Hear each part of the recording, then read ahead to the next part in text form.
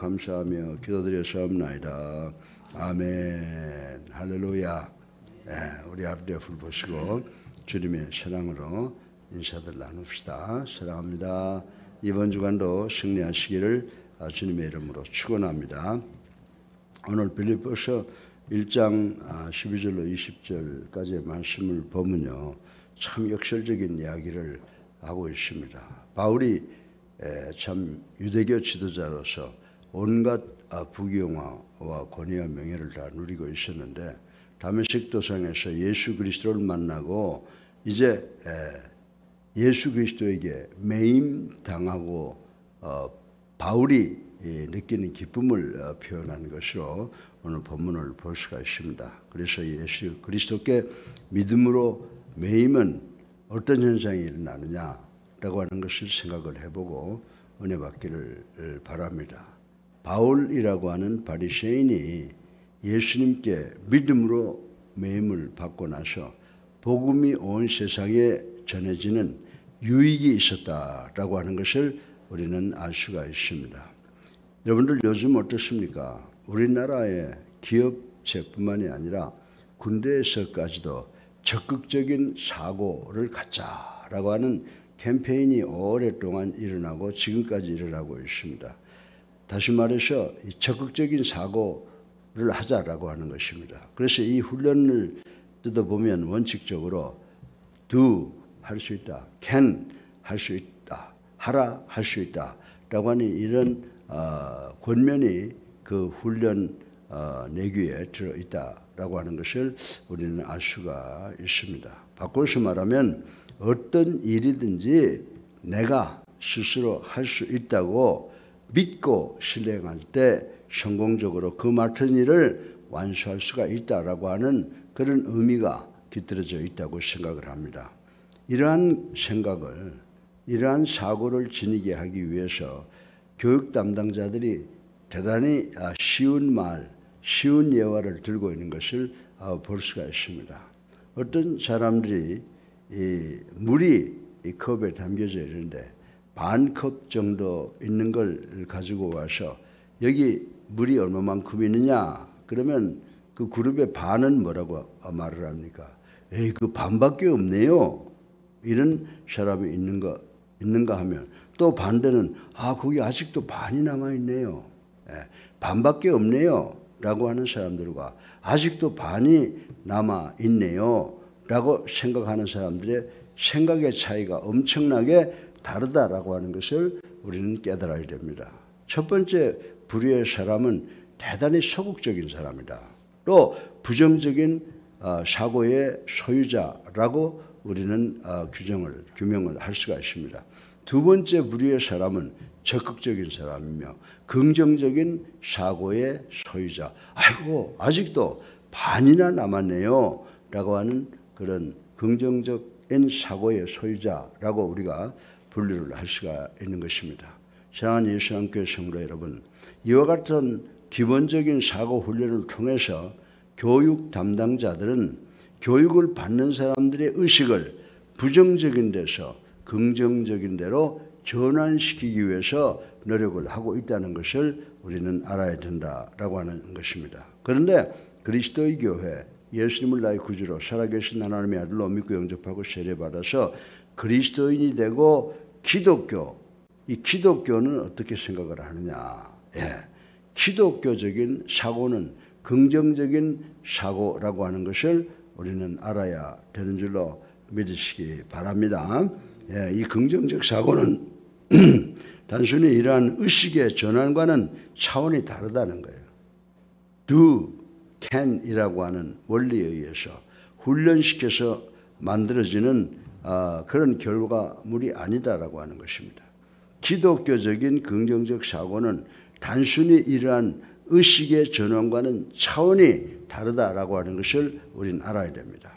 기독교에 의해서 만들어지는 이 긍정적인 사고는 우리 인간들의 의식을 발전시키고 인간들을 훈련시켜서 인위적으로 만들어진 것이 아니라 예수를 구주로 살아계신 하나님의 아들로 믿는 믿음의 눈을 통해서 주어지는 성품이라고 하는 것을 우리는 알아야 된다라고 하는 것입니다. 그러므로 무조건 do, 하라, can, 할 수 있다의 법칙이 적용되는 것이 아니라 하나님의 뜻 안에서 in the will of God, in the privilege of God, 하나님의 뜻과 하나님의 섭리 안에서 이 do와 can의 법칙이 적용되는 것이라는 사실을 우리는 알아야 된다라고 하는 것입니다. 그렇기 때문에 우리 그리스도교, 기독교적인 긍정적 사고는 어떻게 해서 가능할까요? 우리 의식을 변화시키는 것이 아니라 바로 삼위이신 성령께서 우리 안에서 역사하시기 때문에 가능한 줄로 믿으시기를 주님의 이름으로 축원합니다. 그래서 우리가 변화돼서 우리가 변하는 것이 아니라 우리 안에 성령께서 임재하셔서 성령께서 우리를 주관하심으로 우리가 변화된다라고 하는 사실을 우리는 알아야 된다라고 하는 것입니다. 그러면 우리가 이 긍정적인 파지티브한 신앙생활을 할 때 어떤 유익함이 있는가를 한번 살펴보고 오늘 우리 다 같이 은혜 받기를 주님의 이름으로 축원합니다. 그래서 오늘 본문을 열심히 읽어보고 그 내용을 공부해보면요, 예수님께 매임을 당한 사람은 세 가지의 변화가 성령에 의해서 일어난다고 하는 것입니다. 처음에는 뭐냐? 첫째로 복음의 진보를 이룬다. 아멘. 복음의 진보를 이룬다. 두 번째, 어떤 상황에서든지 성령께서 우리를 기쁘게 하신다. 또 세 번째, 성령께서 우리로 하여금 오직 예수 그리스도를 위해서 살게 한다. 이 세 가지를 오늘 간단하게 나누어 볼 텐데, 우리가 성령께서 우리 마음속에 역사하시면 어떤 현상이 일어나는가라고 하는 것을 생각해보고 오늘 이 시간 귀한 은혜 받는 시간 되기를 주님의 이름으로 축원합니다. 그래서 오늘 설교 본론의 첫째로 우리가 예수님께 매임 당할 때 오는 유익은 뭐냐? 오는 유익은 첫째로 복음의 진보를 이룬다고 바울은 천명하고 있다라고 하는 것입니다. 바울은 자신이 경험한 모든 고통과 어려움과 환난에 대해서 부정적으로 생각하지 않고 항상 감사하는 생활을 했다고 고백을 하고 있습니다. 그런데 여기에서 중요한 것은 뭐냐면 자기가 자기의 의식을 변화시켜서 그런 것이 아니고 성부, 성자, 성령 하나님 중에 성령 하나님이 내 안에 계셔서 역사하신다고 말씀하고 있는 것을 우리는 깨달아야 된다라고 하는 것입니다. 본문에서 바울은 자신이 투옥된 것에 대해서 부정적으로 생각하지 않았기에 투옥된 상태에서조차 복음의 진보를 이룰 수가 있었는데 성령의 도우심이라고 고백하고 있는 것을 볼 수가 있습니다. 여러분들, 우리가 구약 성경에 보면 이스라엘 백성들이 가나안에 들어가기 직전에 모세는 어떻게 했어요? 12지파 중에서 한 명씩 차출을 하여 가나안 땅을 정탐하게 했다라고 하는 것입니다. 이거 모세가 한 실수죠. 왜냐하면 그저 너희들 가나안에 들어가서 정복해라 라고 한 하나님의 말씀을 믿고 들어갔으면 되는데, 정탐했다라고 하는 것은 곧 모세 자기 그리고 인간의 힘으로 가나안 땅을 점령하겠다고 잘못 생각한 오해의 발로라고 생각을 할 수가 있는 것입니다. 그래서 그 정탐꾼들이 돌아와서 어떻게 이야기했습니까? 정탐꾼들이 정탐을 마치고 돌아와서 정탐꾼 중에 12명 중에 10명과 2명으로 갈라졌습니다. 그런데 10명은 부정적인 시각을 가지고 왔습니다. 그래서 이 10명의 정탐꾼들은 이스라엘 백성들을 뭐라고 부르고 있습니까? 가나안 땅의 거민들과 비교할 때 메뚜기 정도밖에 안 된다라고 하는 생각을 보고를 했다라고 하는 것입니다. 그러나 우리가 민수기 14장 9절에 보면 여호수아와 갈렙은 그들과 똑같은 정탐에서도 긍정적으로 보았기에 그들은 우리의 밥이라고 고백을 할 수가 있었다, 보고를 할 수 있었다라고 하는 것입니다. 이 보고는 믿음의 눈을 가진 사람과 성령의 역사를 성령의 지배를 받는 사람과 그렇지 못한 사람의 차이를 잘 비교해 주고 있는 것이라는 사실을 우리는 깨달아야 됩니다. 교회가 성장하기 위해서는 반드시 여호수아와 갈렙 같은 신앙인이 필요하다라고 하는 것을 우리는 깨달아야 되는 줄로 믿으시기를 주님의 이름으로 축원합니다. 그러한 사람들에 의해서 복음의 진보가 이루어지고 교회는 지속적으로 성장하게 되고 예수 그리스도의 재림을 맞이할 수 있는 준비가 성공될 수 있다라고 하는 것을 우리는 깨달아야 된다라고 하는 것입니다. 바울이 로마 옥중에서 조금이라도 부정적인 생각을 품고 있었다라면 바울을 통해 복음의 진보가 이루어질 수가 없었다라고 하는 것을 우리는 알 수가 있습니다. 교회 지도자들은 성도들에게 전도하라고 강조만 할 것이 아니라 성령께서 그들 가운데 긍정적이며 적극적인 신앙을 일으키도록 먼저 기도해야 될 것을 가르쳐야 된다라고 말씀을 드리고 싶은 것입니다. 그렇게 되면 전도는 자연히 이루어지게 된다고 성경은 우리들에게 가르쳐 주고 있습니다. 둘째로 예수 그리스도에게 매임당함으로 오는 유익은 어떤 상황에서도 기뻐한다라고 하는 것입니다. 여러분들 데살로니가전서 5장 16절에 보면 일반적으로 사람들은 즐거운 일이 있을 때만 기뻐합니다. 그러나 데살로니가전서 5장 16절에 보면 사도 바울은 우리에게 항상 기뻐하라고 권면한 것을 우리는 알 수가 있습니다. 그리고 본문에서처럼 그 자신도 또한 항상 기뻐하는 삶을 살았다고 18절에 보고를 하고 있습니다. 감옥에 착고에 묶여서 있으면서도 기쁨으로 그 시간을 보냈다라고 고백한 것 우리가 잘 알고 있습니다. 사랑하는 예수 함께 성도 여러분, 사람은 자기가 처한 상황에 대해 어떻게 생각하느냐에 따라서 자기 삶이 아플 수도 고통스러울 수도 있고 반대로 고통을 당하고 있지만은 기뻐할 수도 있다라고 하는 것입니다. 우리나라의 많은 직장인들이 노조에 들어가 있는데 한국노총, 민주노총으로 나눠져 있는데 민주노총은 참 아주 무서운 단체라고 하는 것 우리가 잘 알고 있습니다. 노조가 잘 먹고 잘 살게 해주겠다고 이야기하지만 그러나 우리 노동인들은 노동하는 사람들, 일하는 근로자들은 직장 생활에서 만족을 얻지 못하고 기회만 있으면 그 워킹 컨디션으로부터 벗어나려고 하는 것이 인간들의 심성이라고 하는 것입니다. 사랑하는 여러분들, 이러한 사람이 많으면 많을수록 이러한 사람들이 모여서 강력한 집단으로 만들면 만들수록 우리나라가 잘 먹고 잘 사는 것이 아니라 앞으로 우리나라의 앞날이 심히 어두워진다는 사실을 우리는 깨달아야 된다라고 하는 것입니다. 여러분들, 과거에 80년대 이전에 보면 국민의 대다수가 정부뿐만이 아니라 모든 여건에 대해서 부정적으로 생각을 했습니다. 그래서 노조를 만들기 시작을 했는데 지금 이 시대에 와서는 노조가 정말 강해서 이 나라를 변화시킬 수 있는 그런 힘을 가지고 있는 것입니다. 그런데 많은 사람들이 노조가 문제 해결이 아니구나 라고 하는 것, 우리의 마음이 문제구나 라고 하는 것을 깨닫고 이제 그 노조로부터 탈퇴하려고 하는 그러한 또 운동이 일어나고 있는데 긍정적으로 삶을 살아가려고 노력하는데 정말로 매우 다행스러운 일이라고 생각하지 아니할 수가 없습니다. 아무튼 이 기독교 신앙 자체는 역설적 패러닥시컬한 현상이기에 최악의 상황에 직면해서도 기뻐할 수 있는 것을 기뻐할 수 있는 삶의 원리를 들어갈 수 있는 길은 다른 길 없어요.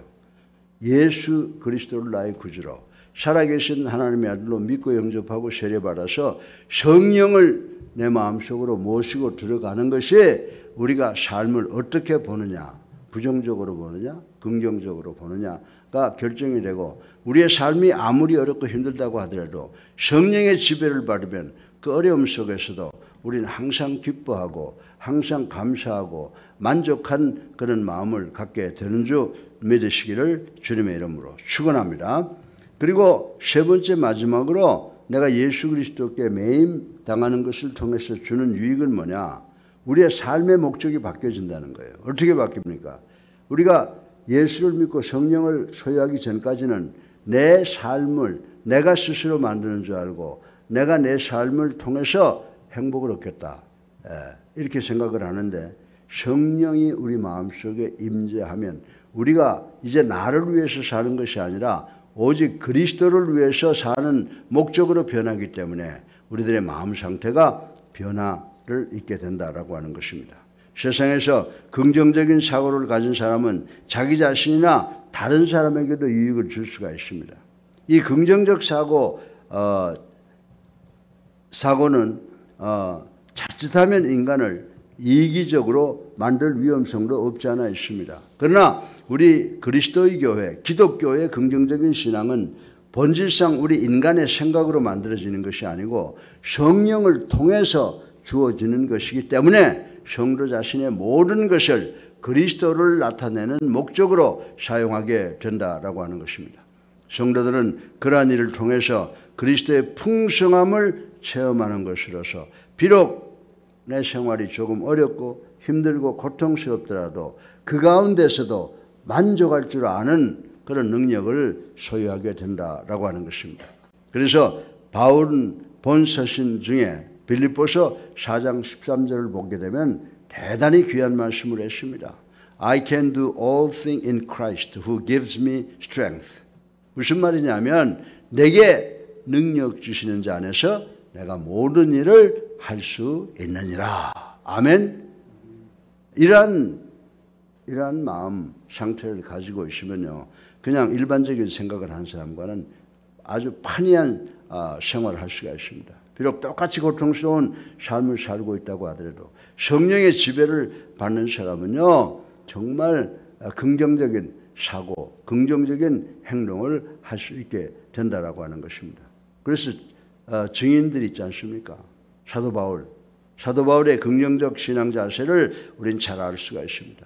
그가 자기 자신을 위해서 살았다고 한다면, 바리새인으로서 존경받고 수많은 권력과 높은 권력과 수많은 재물을 가지고 편안히 살았을 줄인지 모릅니다. 그러나 예수님을 다메섹 도상에서 만나고 그는 어떻게 했어요? 그의 삶은 끊임없이 닥쳐오는 위기 상황 가운데 살았다라고 하는 것입니다. 그러나 그러한 끊임없이 자기에게 닥쳐오는 위기 상황 가운데서도 자족하며 살 수가 있었다는 것입니다. 내게 능력 주시는 자 안에서 내가 모든 일을 할 수 있느니라 라고 하는 고백과 더불어 그런 삶을 살았다라고 하는 것입니다. 사랑하는 성도 여러분, 오직 바울은 그러한 상황 가운데서도 예수님만이 자신의 능력의 구원이 되시며 자신을 통해 영광 받으실 분임을 믿었기에 고난에 처한 자기 자신에 대해서는 전혀 염려하지 않았던 것을 우리는 볼 수가 있게 됩니다. 다윗 역시 극한 환난과 고난 가운데서도 자기를 위하시는 하나님을 믿었기에 끊임없이 하나님을 찬양하는 다윗이 되었다라고 하는 것입니다. 그러한 그의 신앙 자세로 인해 그는 일평생 하나님의 영광을 위해서 살았다는 것을 우리는 잘 알 수가 있습니다.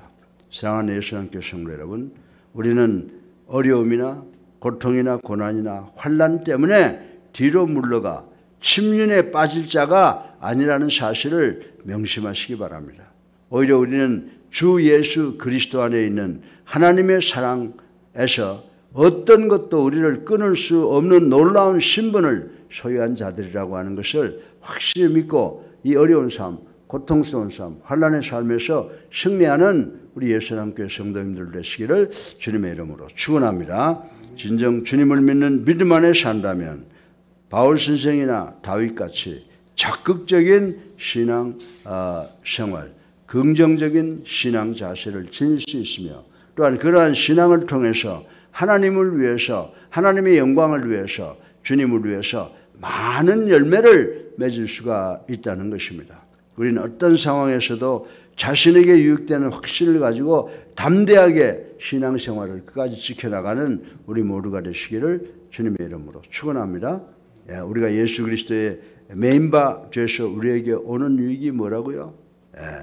복음의 유익학을, 복음의 진보를 이룬다라고 하고 있습니다. 또 어떤 상황에서도 어려움과 고통 속에서도 기뻐할 수 있게 된다는 것입니다. 그리고 우리의 삶의 목적이 나를 위해서 살던 삶이 오직 예수 그리스도를 위해서 사는 삶으로 변화된다라고 바울은 이야기를 하고 있습니다. 오늘 이 말씀을 우리가 육비에 새겨서 이 어렵고 힘든 세상 속에서 바울이나 다윗처럼 승리하는 우리 모두가 되시기를 주님의 이름으로 축원합니다. 살아계에 있어서 우리의 삶을 주관하시는 만복의 근원 되신 아버지, 오늘도 귀한 말씀을 들었습니다. 우리가 예수 그리스도에게 매임당하는 것을 통해서 복음의 진보를 이룬다고 했습니다. 어떤 상황에서도 기뻐할 수 있다고 말씀을 하셨습니다. 또 오직 예수 그리스도만을 위해서 사는 우리의 삶으로 변화된다고 말씀했습니다. 아버지, 우리 이 말씀을 잘 새겨서 이 말씀을 우리의 삶의 모토로 삼고 이 말씀에 순종해서 하나님께 영광을 돌리는 우리 모두가 될 수 있도록 축복하여 주시옵소서. 예수 그리스도 이름으로 감사하며 기도드려 사옵나이다. 아멘. 할렐루야. 반갑습니다.